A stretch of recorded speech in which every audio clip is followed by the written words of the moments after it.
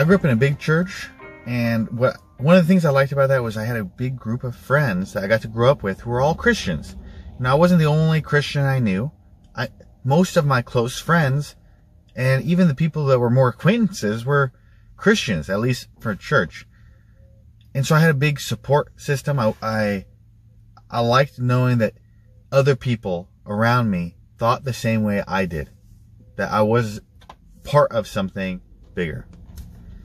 Now, over time, a lot of those friends I grew up with who, you know, they were Christians, they served in ministry with me growing up, they've started to leave the church. They're no longer Christians. And then there's another group that they still say they're Christians, but have started to give up fundamental beliefs of traditional Christianity. Like, I saw one of my friends, I've lost touch with them, but I'm still seeing them on Facebook, and they had recently shared a post on some type of social media saying that basically they no longer believed that the Bible was the Word of God. I'm not sure exactly where they're coming from because I've lost touch with them, but somehow they identify now as Christian, but they don't believe that the Bible is true or inspired, or however they would put it. Now, I don't know why every single one of these people have started to step away from Christianity. I know some of them better than others. But, if they leave the church because they've, intellectually considered the evidence and decided that Christianity is not true, that's a legitimate reason to leave Christianity, okay? If I was convinced intellectually that Christianity was not true, I would want to leave too. Now, I think they're wrong. Don't get me wrong here, okay? I think they're wrong to come to that conclusion. And if that's their conclusion, hey, intellectually, I just don't think there's the evidence to support this. I just don't think it's true. Then I'd love to have a conversation. I think we should reassess the evidence together. I'd love to show you why I think that that's the wrong conclusion to come to. But at least it's legitimate. At least that's a good reason to no longer be a Christian. But intellectual concerns, they are not the only thing that people take into consideration. There's other pressures outside of just the intellectual that might influence our Christian walk. The culture around us is not Christian. In fact, if you're a Christian, it's going to be rare to have a large group of Christian friends like I did. And as I've grown up, I've had a growing group of friends that were not Christian, and to the point where I have few Christian friends in comparison. I mean, the majority of my friends are not Christian. The majority of people who are my acquaintances, my coworkers, not Christian. And so, while I might have used to feel like, I was one of many, one of a larger group of Christians, now, often in a group setting, I might be the only Christian or one of only a few. So I'm the odd man out now. And the people around me often are very happy to tell me that they think it's kind of silly, unusual, weird to be a Christian, to try to follow some type of Christian lifestyle. People will say it's dumb, irrational. There's no reason to even think Christianity is true, let alone live a certain way that Christianity would teach us, that God would want us to live. When I think about the media, I rarely see Christianity portrayed in a positive light. In fact, most of the time, if Christians are mentioned in a television show, movies, in a comedy club, it's in a deprecating manner. And maybe it is funny. I might even laugh at the joke, but it's not going to be positive the vast majority of the time. In fact, I can't really think, at least off the top of my head, of any Christian character in a TV show that really, even when they were included, which is rare, if they include a character that's Christian, I rarely see them represent me or any Christian that I know.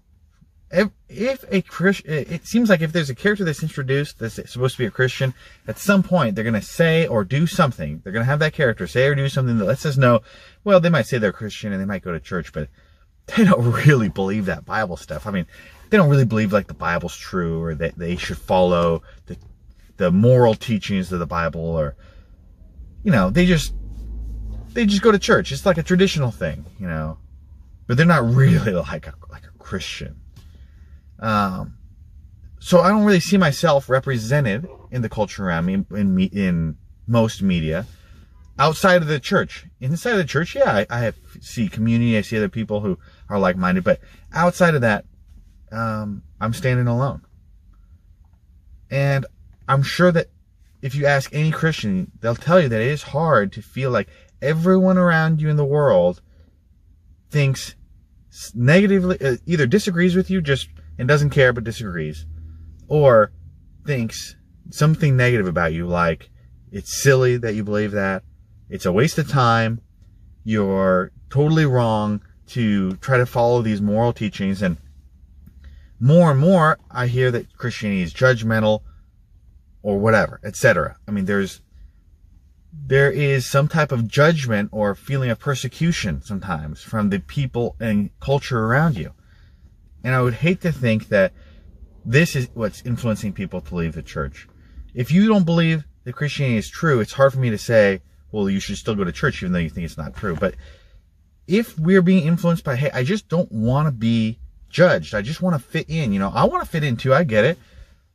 I think we might be coming at it from a wrong place. I used to sit with these friends in church services where they'd go over the teachings of Jesus, and Jesus was pretty clear that if you followed him, he wasn't promising you a wonderful, peaceful life where everyone's going to love you and think you were great.